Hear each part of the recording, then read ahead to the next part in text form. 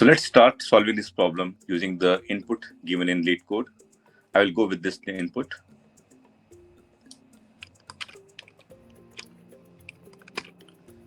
And let me just break this down into individual index elements.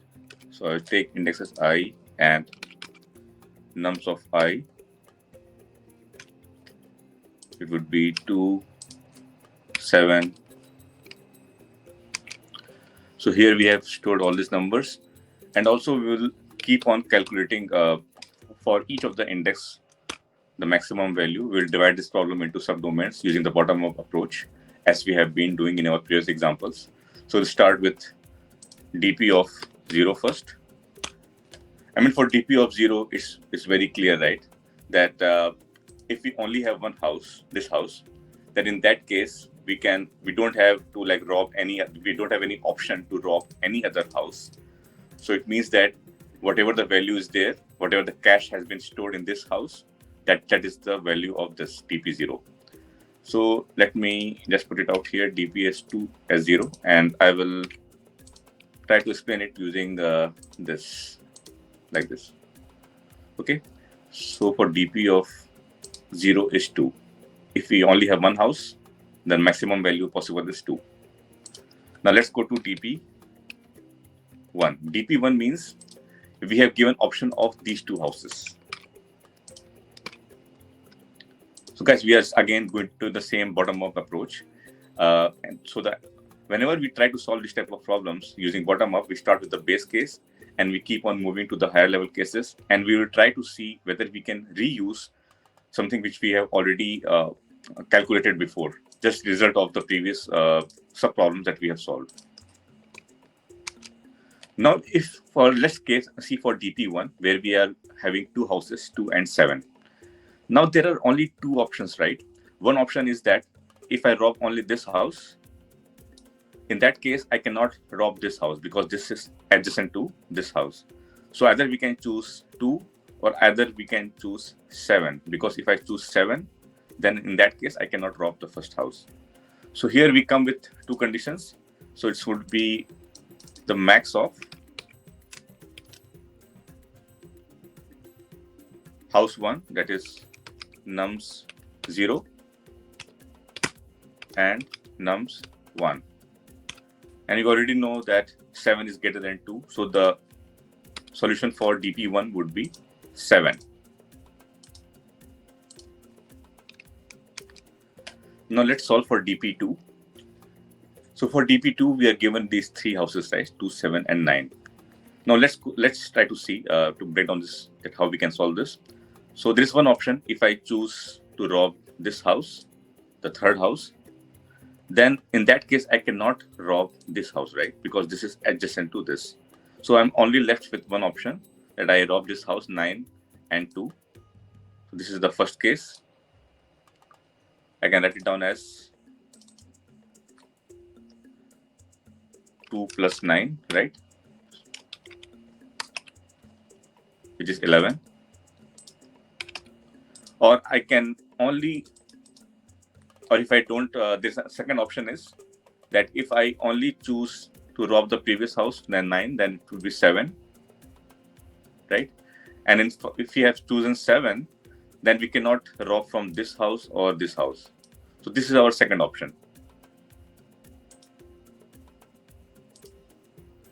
which is 7. Now we see that the maximum of this 11 and 7 is 11, right? So this is our value for 11, for dp2. Now guys, can we see any pattern here? Because when we try to solve this problem, we always see that whether we can reuse the solution that we have already calculated. So let's look at this example again. So if I choose to rob this house, right? So we already know that for dp of 2, this is one option, that I take this 9 and leave the item which is before it and choose whatever was there before this index. That is index of 2 minus 2. That is here in this case, it's whatever is there.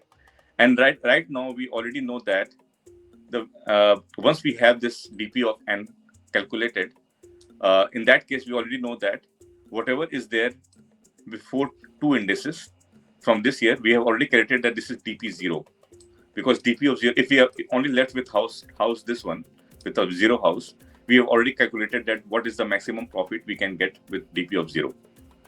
Similarly, if we are not choosing this, that was our second case here.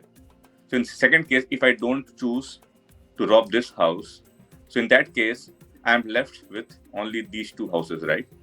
And for these two houses, I've already calculated in our DP1 solution that what is the maximum profit obtained when I don't choose the index that we are looking into, but the index before that. So here we already see that is 7. Okay, so this is the pattern that we are seeing. I think once we go ahead with the other DP3 and DP4, then it would be more evident. So let's try that. Now let's look at DP3. I mean, we are given with 4 houses here. And let's again try to solve this. So if I choose to rob this house, right, this 3, in that case, the only option is that I cannot rob this house because only this house is adjacent to this. And now we have to we can only rob from these two houses if we are choosing to rob this house. And for this 2 and 7, these two, if we only given with 2 houses here, we have already calculated in DP1 what is the maximum profit we can rob, which is 7. So right now, let me break down this problem again. I mean, we already discussed in DP2. Now we are seeing this pattern, and let's try to use the same algorithm that we have just deduced. So the one case would be that we are using the price here, nums of I plus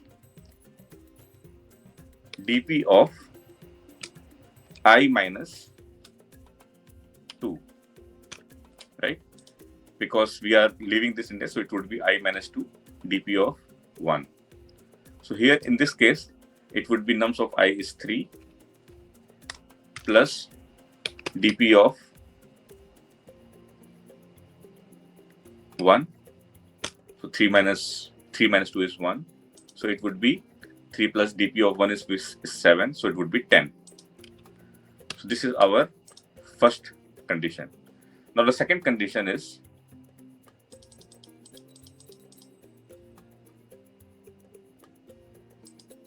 that if I don't choose to rob this house, so I'm only left with the option to rob from the previous 3 houses.